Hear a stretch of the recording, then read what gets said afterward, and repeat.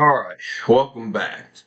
So Tracy Cortez defeats Viviane Araujo. I thought this was a fairly boring fight, but I thought it picked up towards the end. Thought it picked up momentum towards the end, and all I want to say is, man, it's time to cut Viviane Araujo. It's time to cut a lot of these fighters. Time to cut a lot of these fighters. Now, as you all know, I don't like Tracy Cortez. Whenever she fights, I root against her. You know, some fighters I just don't like. Here's her post before the fight. Look at what she wrote. Locked in and ready to remind the world who Tracy Cortez is. When have we ever known who Tracy Cortez is?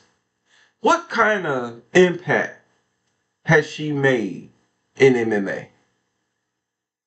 She's talking as if she's a former champion.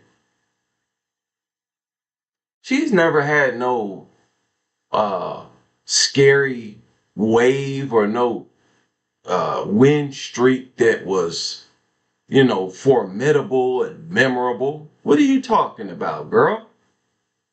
Remind the world who Tracy Cortez is. Man, I'm trying to forget who Tracy Cortez is, and I ain't even never really known who she is. Y'all know what she's talking about right there. But she's just crazy. She's just crazy. I don't know what's going on with the glasses, But Viviane, you couldn't even beat Tracy Cortez. Viviane has always annoyed me with the way she fights. All scared and nervous and awkward, and she always waiting and looking and just goofy fighting.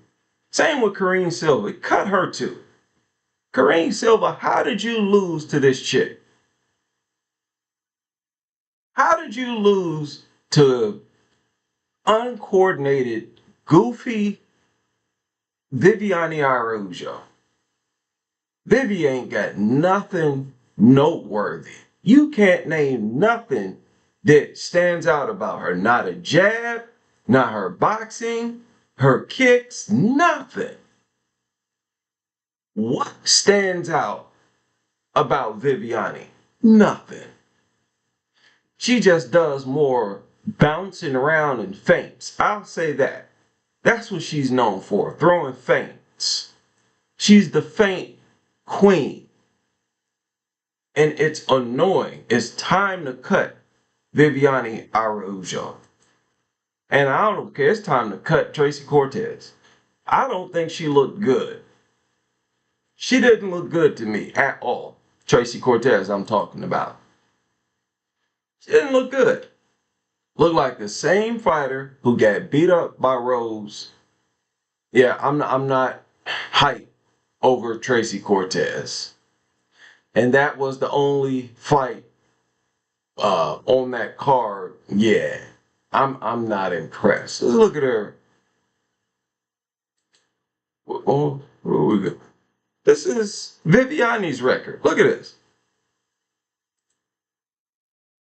Look at this. This girl, look at that record. It's time to go. And from what I understand, Viviane just had a baby or something.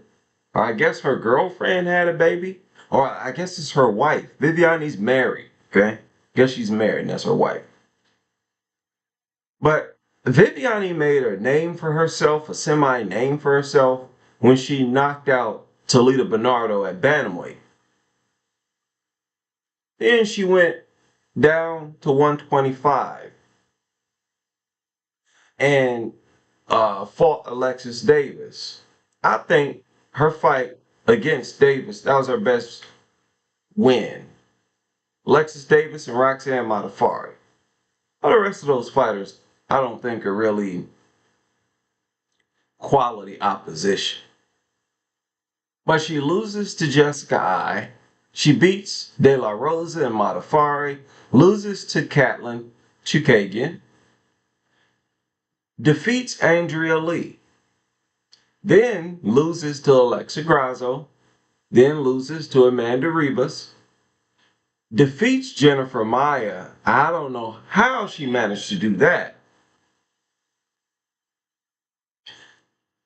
Okay, loses to Natalia Silva, defeats Karine Silva, loses to Jay. She is just so inconsistent. Araujo is mad inconsistent to me, man. And I've never, it's hard to get behind her. It's hard to get behind her. Sometimes she's formidable, and other times it's like, like, what are you even doing? Do you remember anything that she did last night? Anything. Nothing that she did stands out. Because nothing that she does is high level. She don't do nothing high level, and it's frustrating. It frustrates me watching her fight. I don't like to watch Viviane Araujo fight. It's just a horrible experience. It used to be more entertaining when she first started. But nowadays, it's just painful watching her fight, man.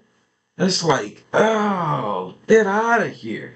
I find myself looking forward to the next fight. It's like, let's hurry up and get this fight over with already. This girl ain't trying to do nothing. And when she does something, it looks goofy and awkward and and then you lose to Tracy Cortez. Tracy Eyelash Cortez? Really? You get shut out by Tracy Cortez? It's time for her to go.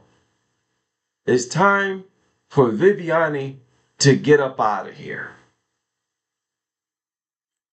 Right now, Viviane is in the top 10. She is a top 10 fighter. She is currently ranked at number 8. Cortez number 10. So Cortez, oh my goodness, is now in the top 10. I expect her to be number 8. Somebody please get her out of here. I definitely do not want to see her fighting for no title. No, no, no. And that post-fight speech. What are you doing, Tracy Cortez? What are you doing? What are you doing with that post-fight speech? I guess she dedicated it to the immigrants who are being deported. And from what I understand, they're rounding up illegal immigrants. What are you caping for illegal immigrants? You caping for illegal? What kind of sense does that make? Like, why is that seen as something that's acceptable? Why is that cool? I never understood it. I still don't understand it. Why do people rally for people who are here illegally? And I will never understand that. But anyways, that was, I think, just unfortunate. That was unfortunate. Viviane was supposed to win that fight. You were supposed to put a stop to Tracy Cortez. Because the way I look at it, if Tracy Cortez is moving up in the division, then the division is weak. That's the way I look at it. Now, maybe I'm underestimating Tracy Cortez, but I'm not a fan of the girl. I'm just not. And in general, let me just say, 125 is starting to get weaker. It was a strong division not long ago because of the number of undefeated fighters that was in the division. Well, that's not the case no more. Like I said, back when it was considered the strongest division, I kept pointing out that it's seen as the strongest division because so many fighters there are undefeated. Now, Manon Fiordan got whooped. Aaron Blanchfield got whooped. Who else is taking the L? Ain't nobody up there now that's undefeated except for Natalia Silva. Jasmine Jasudavicius is on a strong win streak. But next up is Natalia Silva, no doubt. Now, wait a minute. Okay, yeah, we're good. And again, what's going on? Why is she here at number 6 on the pound-for-pound list? She should be above Juliana Pena and Manon Fior, if you ask me. Should be above both of them. All right, now, there's something else I want to talk about. Look at this. Where's the rankings? Look at this. Look at the strawweight division. Angela Hill, she needs to be cut too. She's just sitting around, just lingering around. She's down here at number 12, Angela Hill. But look at all the fighters in the division that she's fought already. I've already crossed them out. Look at this. Look at that. I crossed out all the fighters that Angela Hill has fought already. That's why she's called out Jillian Robertson and Amanda Ribas. She called them out because those are some of the fighters that she hasn't fought yet. But this looks bad. You really have fought all those fighters already and you still linger around down there at number 12? She's about to start having rematches now. If Angela Hill sticks around, we're about to see her having a whole bunch of rematches. And it's like, man, throw in the towel. Throw in the towel, Angela. You ain't getting no title shot. And right now, she's just taking up space. And she's, giving up-and-coming fighters losses, like Denise Gomez. But she is not consistent and formidable enough to even get a title shot herself, which is crazy to me. I mean, it seemed impossible for Angela Hill to crack the top 3. Why? You've been around all this time, got all this experience. You ain't never been even a title contender? Get her out of here. Get her out of here. Give her that fight she's been asking for. But really, Jillian Robertson shouldn't be fighting down. She should be fighting somebody ranked above her, Jillian Robertson. She's doing a whole lot better than you, Angela. So I don't think Angela is really a benefit right now. She's not that much of a benefit. This is her record. I mean, look at that. This is kind of ridiculous. The UFC experience is off the map. Okay? This right here is this is her first fight in the UFC officially. And she has had all of these fights in the UFC. Never even fought for a title, never cracked the top 5. She never even has been a top 5 fighter. It's like, my goodness. She has to invest in something else. It's time to invest in something else. Time to move on. And I don't know about Dakota Ditcheva. I don't know about this girl. She's about to fight Samiko Inaba. And listen, man, I don't know about that fight. Inaba is a fellow striker, and she's got pretty good power. I wouldn't be surprised if Inaba won this fight. Now, I'll say that it's a good fight for Dakota.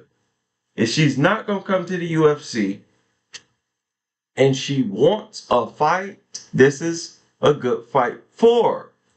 But it's not a guaranteed win. This is not a guaranteed win.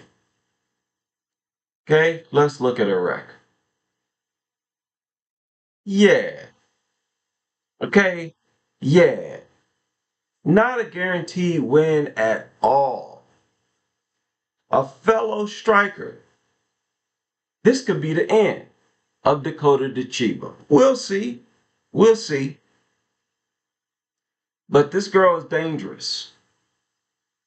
Samiko, especially early, she can get you out of there. And she's even stopped fighters late in fights. This one down here was in the 3rd round. Okay? So, definitely not a pushover. Not a fighter. But if she beats Inaba, then what? Where's she going? Who's she going to fight then? All the intrigue is in the UFC. And even in the UFC, the division is getting weaker. But, that's a good time to, burst on the scene. It's a good time to burst on the scene. Are people even excited about this fight? Okay. Okay, here's Angela Hill. She tags Inaba. I don't know who she's rooting for here. Look at this. PFL needs to merge with UFC already. Look at this. What are we even doing here? When is Dakota moving? See, people not even feeling this fight.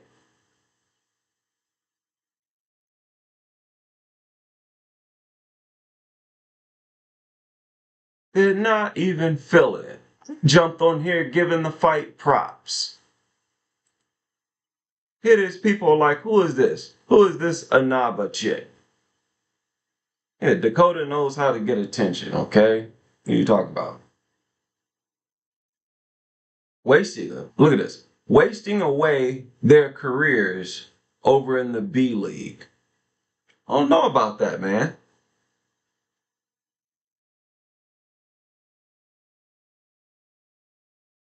They need to put Dakota and Samiko in the UFC already. I mean, yeah, if you ask me, yeah. Samiko, take her to UFC too. Be a good, fresh face. And I think flyweight division needs some help right now. It needs some help. Look, man, this is sad. Dakota, you guys should be fighting much higher competition. So, yeah, my only hope is that Dakota is not getting caught up in her own hype. When I see her, I get that feeling where she's trying to look all cute and she's finally she's a big name now. And I'm just wondering, is it going to her head? Are you getting gassed up, Dakota? Because that can be very discouraging. That could lead to your downfall. You walking around here thinking you big shit. Oh, I'm on top of the world. Oh, I'm that gal. I'm that chick. I'm the big star in WMMA right now. Look at me. I've made it. I've made it. Don't start thinking like that, Dakota. Please, please don't start getting into that goofy mind state. Fingers crossed. Fingers crossed. It's easy to slip into that because if you ask me, Dakota is just getting started as far as, proving herself, establishing herself. Yes, it was a good win over Taylor Santos, but it was just Taylor Santos. She hadn't even fought Liz Carmouche yet. Liz Carmouche, who just recently won another fight. Liz Carmouche reminds me of Valentina, where age is really not harming, she's still going strong, Liz Carmouche. Even though she's up there, if I'm not mistaken, she's over 40, ain't she? So strange stuff going on there.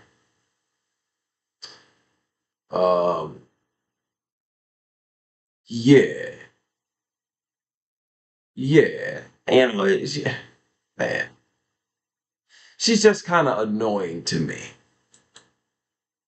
It's nothing personal. She's never, done anything specifically. She's just annoying. She hardly fights. I'm talking about Tracy, but she hardly fights. And then when she does fight, it's this emotional roller coaster. Oh, it's always a bunch of drama. And then, here she's babbling about some people, about illegals being rounded up, which is actually a good thing. But she feels like, and she's just, I don't know. I can't put it into words. She's just annoying. And I root against her. Whenever she fights, I root against her. I was even rooting against her against Rose, and I'm not even a big fan of Rose. I will say she's in pretty good shape, though. Well, at least she was leading up to this fight. This is one of the strongest core, she looks like she got into good shape. And that's another thing I don't like. She don't seem real focused. But that's not just her. That annoys me with any female fighter. Some of these female fighters seem like they're more caught up in the fame than their profession. They seem more appreciative of the fame than they are locked in to the challenge of fighting UFC caliber fighters. I think it's more difficult for women to stay focused in that regard. Seeing their faces on billboards, just having the fame, being on TV and all that, I think it serves as a major distraction. A major, major distraction for most of them. Most of them. They get signed to the UFC. They start getting all this attention. Now they start missing practice.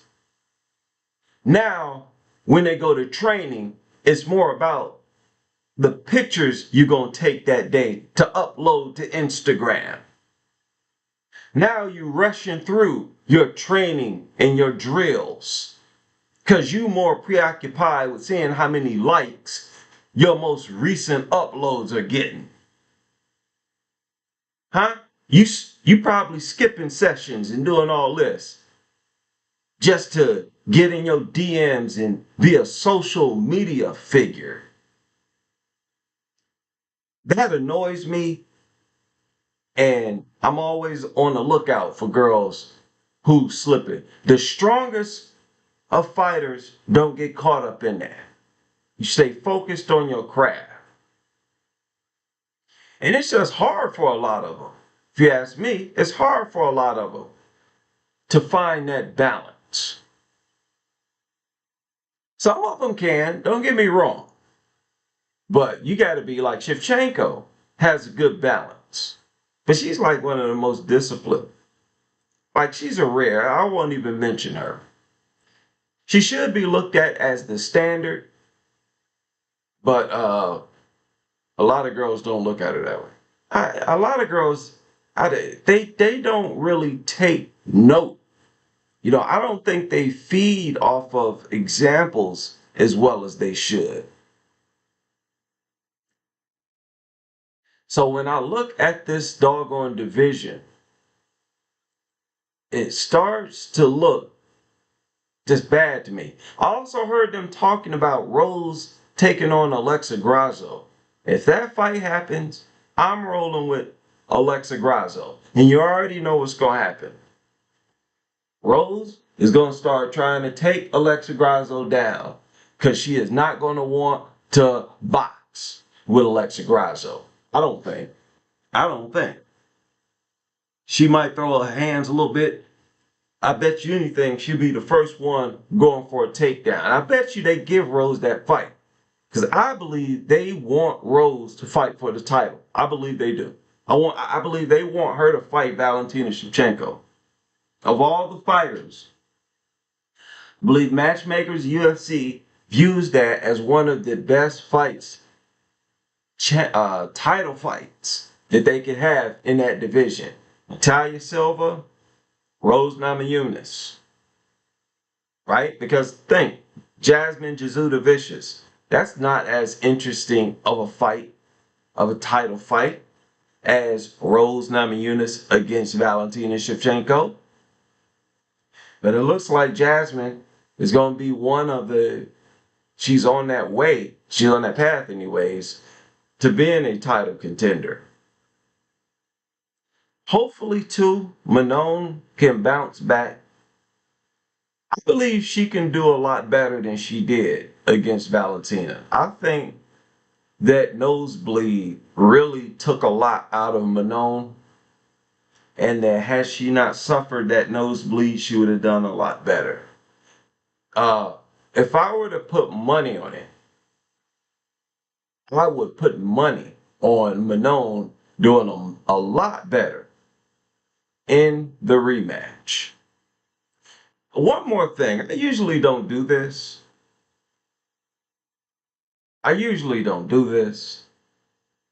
But they need to move Ilia Topuria above Merab Dvalishvili. Okay? Get off this Merab kick. It is so annoying. Yeah, Merab is good at what he does and all this kind of stuff. But get real. He is now the number 3 pound for pound, at least in my opinion. They should move Ilia up. Okay, if I'm not mistaken, Ilia is like, any undefeated? He has like the best win streak of anybody, even better than Merab. He's still undefeated, 17-0. Ilia. So yeah, stop with the nonsense. Stop with the BS, man. I don't know what it is with UFC and their little goofy rankings. They claim that the media is actually in control of their rankings. I don't know how true that is. But y'all need to stop with the BS.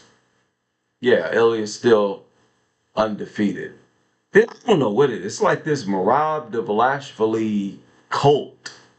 It's actually like a cult out here. And I guess if you can develop some type of cult following, you get more clout in the UFC. You get more clout. I think his clout just ran out. He's just not the quality fighter that Ilia is, even though Ilia probably just primarily is a boxer up in there. But yeah, 125 has lost its allure. It's lost its allure, man. It used to be, no questions asked, the most dominant division. Not so right now. I mean, Natalia is the survivor. She survived. I was wondering who would survive, who would hold on to their O until they made it to be a title contender. Out of all the fighters, it was Natalia. I mean, it was also Manon. is also Manon. I give it up to Manon. Okay, she was one of the big bosses, probably the biggest boss of the fighters who made that division the best division for the women. I don't know what they're waiting for. Y'all need to hurry up and announce Valentina Shevchenko against Natalia Silva. That is the best title fight for us that we've had in a while, if you ask me.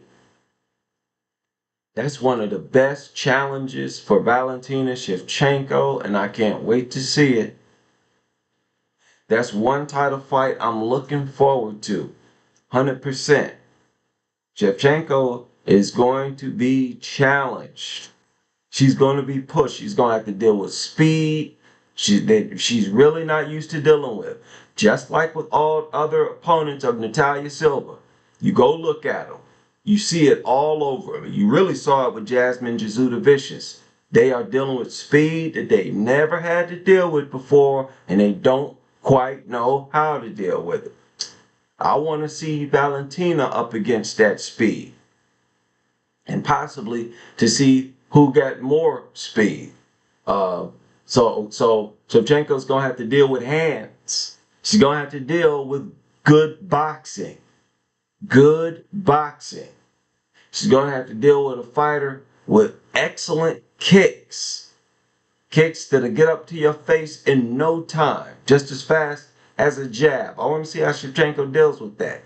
A fighter with good physical strength.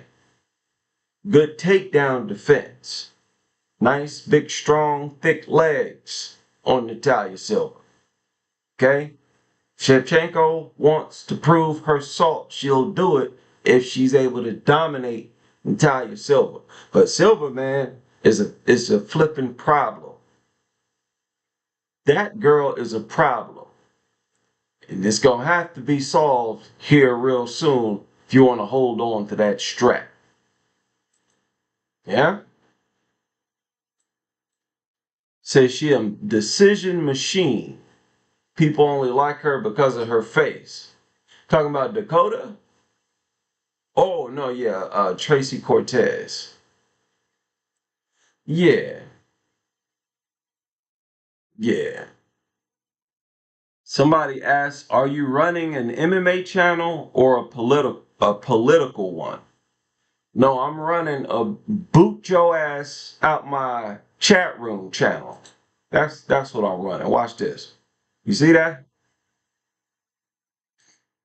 That's what you see. You see how smooth I just did that? That's what I'm running. If you get smart with me, try to think you're gonna be cute, watch what happens. So Tom Aspinall is finally the champion. I want to see how he's gonna move as the champion, and if they can stop talking about John Jones, that's the path the heavyweight division needs to be on. I don't think John was ever a real heavyweight anyways to begin with. And if I'm not mistaken, he had some type of legal issue, and that was the real reason why he retired out of nowhere. Okay? So Tom Aspinall is the heavyweight champion. Hopefully we can get some good fights. We'll see if he can make history and be a strong champion. Kayla Harrison making the rounds. What do we got here? And the bantamweight is fairly weak. I mean, that girl is already ranked. Did this girl become ranked off of her UFC debut?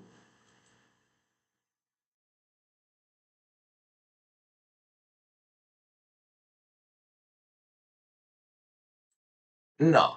I think she had 2 fights in the UFC. Okay, 3 fights. 3 fights.